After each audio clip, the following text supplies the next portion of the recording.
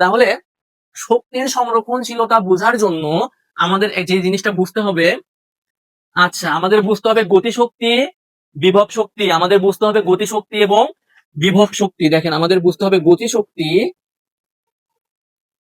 আমি এই পাশে শিখবো গতিশক্তি, এই পাশে শিখবো বিভব শক্তি, আর এই পাশে আমরা একটা ফর্মুলা দেখবো, ফর্মুলা অ্যানালাইসিস করবো আমরা। ঠিক আছে, তাহলে গতিশক্তি বলতে বোঝায় কোন একটা বস্তু গতিশীল থাকলে তার মধ্যে যেই শক্তি সঞ্চিত হয় তাকে বলে গতিশক্তি। এই গতিশক্তির সূত্র হচ্ছে হাফ এম ভি স্কোয়ার। আপনি যেই বস্তুর গতিশক্তি চাচ্ছেন সেই বস্তুর ভর হচ্ছে এম, আর ভি হচ্ছে যে বিন্দুতে গতিশক্তি আপনি চাচ্ছেন সেই বিন্দুতে বেগ। তাহলে আমি লিখি যে বিন্দুতে গতিশক্তি, যেই বিন্দুতে গতিশক্তি সে বিন্দুতে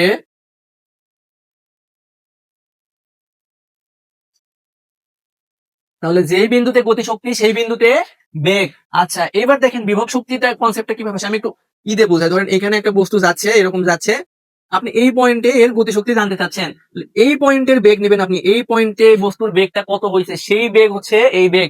এখন বিভব শক্তি কি, আপনি যখন কোন একটা বস্তুকে ভূমি হইতে নির্দিষ্ট হাইটে সমবেগে উঠাবেন, নির্দিষ্ট হাইটে উঠাবেন, তার ফলে বস্তুর মধ্যে যে শক্তি সঞ্চিত হয় তাকে আমরা বলি বিভব শক্তি। যেমন ধরেন এটা যদি আমাদের গ্রাউন্ড হয়, এখানে একটা বস্তু ছিল, আমরা এই বস্তুটাকে উঠাইয়া এখানে নিয়ে আসছি, তাহলে এইখান থেকে এইটুকু দূরত্ব যদি এইচ হয়, তাহলে এই বস্তুর মধ্যে বিভব শক্তি সঞ্চিত আছে হচ্ছে এম জি এইচ।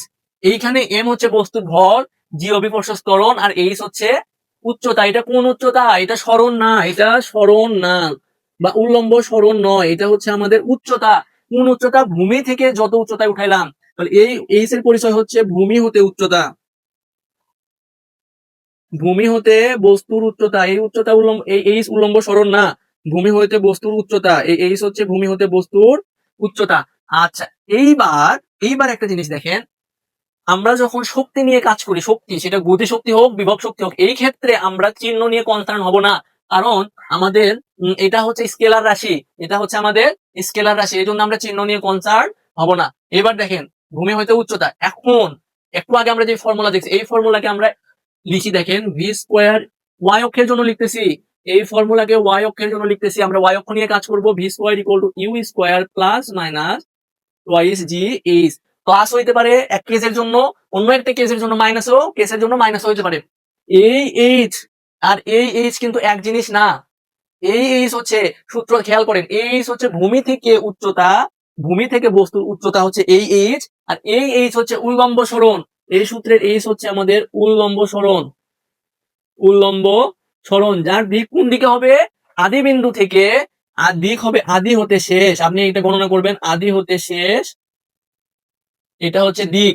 আর এই দূরত্ব কই থেকে কাউন্ট করবেন, আদি বিন্দু হতে শেষ বিন্দু দূরত্ব কাউন্ট করবেন, এইটা আদি বিন্দু হতে শেষ বিন্দুর সরল রৈখিক দূরত্ব, সরল রৈখিক যে দূরত্ব সেটা হচ্ছে এইটা। দুইটা এইচ এক না, এই সূত্রের H M G H R এই এইচ এক না। এই এইচ ভূমি থেকে কত উচ্চতায় আছে, তাহলে আমরা এই এইচ কাউন্ট করব ভূমি থেকে, আর এই সূত্রের এইচ আমরা কাউন্ট করব, এই সূত্রের এইচ আমরা কাউন্ট করব আদি বিন্দু থেকে শেষ বিন্দুর দিকে। তাহলে দেখেন এতটুকু যদি বোঝা হয় আমাদের, আমরা একটা গাণিতিক সমস্যা বলি সমাধান করে দেখতে পারি। দেখেন সেটা হচ্ছে আমার বিভব শক্তির, আমি একটু এগুলো মিশিয়ে দিচ্ছি। দেখেন এই ফর্মুলা, এটা বলছে, দেখেন এটা আসছে আমাদের দিনাজপুর বোর্ড, দিনাজপুর বোর্ডের আসছে 2021 সালে, দিনাজপুর বোর্ডের 2021 সালে বলছে একটা আম গাছের, মনে করেন এটা একটা আম গাছ, এখানে ধরেন আম ঝুলে আছে, এই পুরো ডিস্টেন্স টুকু দেওয়া আছে হচ্ছে 10 মিটার, এই পুরো ডিস্টেন্স টুকু দেওয়া আছে 10 মিটার, মানে ভূমি হইতে উচ্চতা দেওয়া আছে 10 মিটার। এরপরে বলছে আমটা ছিঁড়ে পড়ছে, ছিঁড়ে পড়ে এরকম কোন একটা পয়েন্টে আসছে, মানে এইখান থেকে আমটা 3 মিটার আসছে, এরকম একটা পয়েন্ট। এখন আপনাকে বলছে এই যে কালো করা পয়েন্ট, এই পয়েন্টে বস্তুর বিভব শক্তি কত, আপনাকে জিজ্ঞেস করছে এই পয়েন্টে বস্তুর বিভব শক্তি কত। তাহলে আমরা বিভব শক্তির সূত্র কি জানি, বিভব শক্তি সমান এম জি এইচ। এবার দেখেন এই এইচ কোন এইচ, ভূমি হইতে যত উচ্চতায় বস্তু আছে সেই এইচ, মানে এখান থেকে এইটুকু। এখন দেখেন আমি এই অংশটুকু যদি লাল কালারের কলম দিয়ে মার্ক করি, দেখেন লাল কালার, তাহলে দেখেন আমি কি বলতে পারি, এই সাইডে দেখেন এই কালো অংশ, কালো দেখেন এইটুকু, এই কালো অংশ প্লাস এই অংশটুকু, এটাকে আমি ধরলাম এক্স, এই কালো অংশ প্লাস এই লাল অংশ, দেখেন আমি একটু দেখাই, মনে করেন এটা আমাদের কালো অংশ 3 মিটার, আচ্ছা, আর এই পাশে আমাদের আছে 10 মিটার। তাহলে আমাদের এই কালো অংশ যদি 3 মিটার হয়, দেখেন 3 মিটার হয়, 3 মিটার কালো অংশটুকু আমাদের 3 মিটার। আচ্ছা, তারপরে এই অংশটুকু এক্স, তাহলে এই অংশটুকু আমি দাগাইলাম এক্স। তাহলে এটা 3 মিটার আর এইটুকু আমাদের এক্স। এখন দেখেন তো, আমি কি বলতে পারি এই হাইটটুকু যা, এই হাইটটুকু যা, এই হাইটটুকু আমার সেম। তাহলে দেখেন এই হাইট কালো অংশ প্লাস এক্স সমান 10। দেখেন কালো প্লাস লাল সমান এই পুরা অংশটুকু, এইটুকু যা এইটুকু তা, এইটুকুর মধ্যে আবার আছে 3 + x, তাহলে এখানে 10। এখন দেখেন কালো অংশ কত 3, তাহলে লাল অংশ কত x ইকুয়াল টু 10। এইবার দেখেন এই x টা কোন x, ভূমি হইতে যে উচ্চতা, ভূমি হতে উচ্চতা, তাহলে x ইকুয়াল টু বের হবে 10 - 7 3 ইকুয়াল টু 7 মিটার। আপনি এখন এই 7টা এইখানে বসাবেন, এই 7 এই h কোন h, যেই বিন্দুতে আপনি বিভব শক্তি চাচ্ছেন ভূমি হইতে সেই বিন্দুর উচ্চতা। তাহলে আমি বসাই, বস্তুর ভর দেওয়া আছে, বস্তুর ভর দেওয়া আছে 500 গ্রাম, এম দেওয়া আছে 500 গ্রাম। এখন আমরা গ্রামে ক্যালকুলেশন করতে পারি না, আমাদেরকে কেজিতে নিয়ে যাইতে হবে এসআই ইউনিটে। তাহলে 500-র সাথে আমরা যদি 1000 10⁻³ গুণ করি তাহলে এটা যাবে কেজিতে। তাহলে আপনি দেখেন এম জি এইচ, দেখেন তাহলে এম কত, এত ইন্টু 10⁻³ জি এর মান সবসময় 9.8। এখানে কথা আছে, আপনাকে যদি কোশ্চেনে জি এর মান বলে দেয় যে জি এর মান 10 বা যে কোনো কিছু বলে দেয়, তাহলে আর 9.8 বসাবেন না, তখন 9.8 বসাবেন না। যদি না দেওয়া থাকে তখন আপনি বসাবেন 9.8। উচ্চতা, এই উচ্চতা কোন উচ্চতা, এই উচ্চতা কোন উচ্চতা, যে বিন্দুতে বিভব শক্তি চাচ্ছেন ভূমি হইতে সেই বিন্দুর উচ্চতা, তাহলে এটা আমাদের মূলত এক্স। এক্স এর মান আমরা বের করছি 7, তাহলে এটার সাথে আপনি 7 গুণ করবেন। এইটাই হচ্ছে আমাদের অ্যান্সার, এত জুল। বুঝছেন কিনা দেখেন, বুঝছেন কিনা দেখেন। আচ্ছা, এখন আপনাকে যদি বলে এই পয়েন্টে আপনি গতিশক্তি বের করেন, এই পয়েন্টে গতিশক্তি, তাহলে গতিশক্তির জন্য আমরা এই বক্স করছি, তাহলে আমরা এই পয়েন্টের জন্য গতিশক্তিটা বের করে দেখাই। আচ্ছা, এই পয়েন্টটাকে আমি নাম দিলাম, ধরেন নীল কালারের কলম দিয়ে নাম দিলাম যে কোনো একটা, ধরেন আমি ডি পয়েন্ট নাম দিলাম। তাহলে এই পয়েন্টে কি বলছে, গতিশক্তি বের করতে বলছে। এখন গতিশক্তি দেখেন half M V square. M এর কথা চিন্তা করেন, এম বস্তুটা এইখান থেকে এই বিন্দুতে নামে আসবে যখন, তখন কি তার ভরের কোনো চেঞ্জ হবে, হবে না, তার বেগের চেঞ্জ হবে। এখানে যে বেগ ছিল 0, এখানে একটা তার বেগ হবে। তাহলে যেই বিন্দুতে বিভব, যেই বিন্দুতে গতিশক্তি সেই বিন্দুর বেগ, তাহলে ডি বিন্দুতে গতিশক্তি চাচ্ছি, তাহলে ডি বিন্দুর বেগ দিলাম। আচ্ছা, এখন আমাদের ভি ডি বের করতে হবে।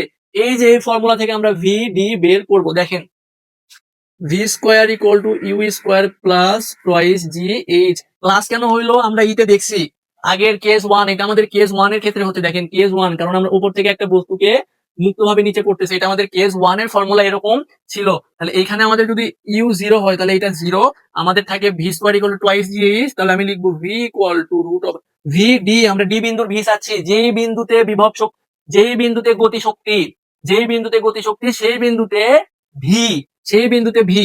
তাহলে 2 V equal V D equal to 2 into 9.8 into, এখন দেখেন এখানে এইচ এর পরিচয় কি, এই এইচ কিন্তু ভূমি থেকে উচ্চতা না, এই এইচ এর পরিচয় হচ্ছে উল্লম্ব সরণ। উল্লম্ব সরণ আদি বিন্দু হইতে শেষ বিন্দু সরলরেখিক দূরত্ব। তাহলে দেখেন এই বিন্দু থেকে এই পর্যন্ত আসছে, দেখেন এই বিন্দু থেকে এই পর্যন্ত আসছে, এই পর্যন্ত আসছে, এই পর্যন্ত আসছে, এটা আদি বিন্দু, এটা শেষ বিন্দু। তাহলে আদি বিন্দু থেকে শেষ বিন্দু সরলরেখিক দূরত্ব কত দেওয়া, 3 দেওয়া।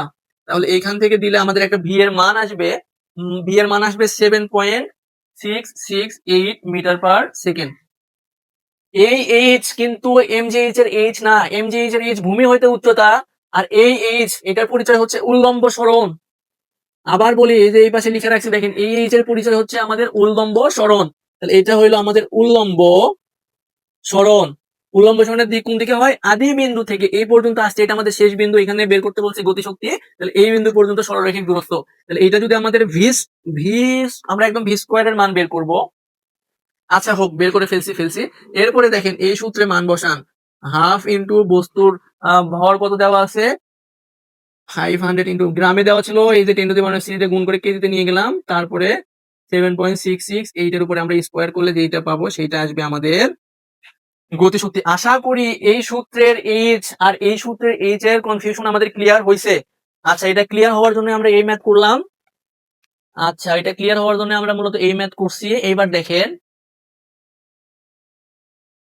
আচ্ছা তাহলে আমাদের হইলো, এইবার দেখেন আমরা শক্তির সংরক্ষণশীলতার নীতি দেখব। শক্তির সংরক্ষণশীলতার নীতি দেখব, হেডলাইন দেন শক্তির সংরক্ষণশীলতার নীতি। এইটা করার জন্য আমরা এতক্ষণ ধরে কথা বললাম, শক্তির সংরক্ষণশীলতা নীতি করার জন্য আমরা এতক্ষণ ধরে কথা বললাম।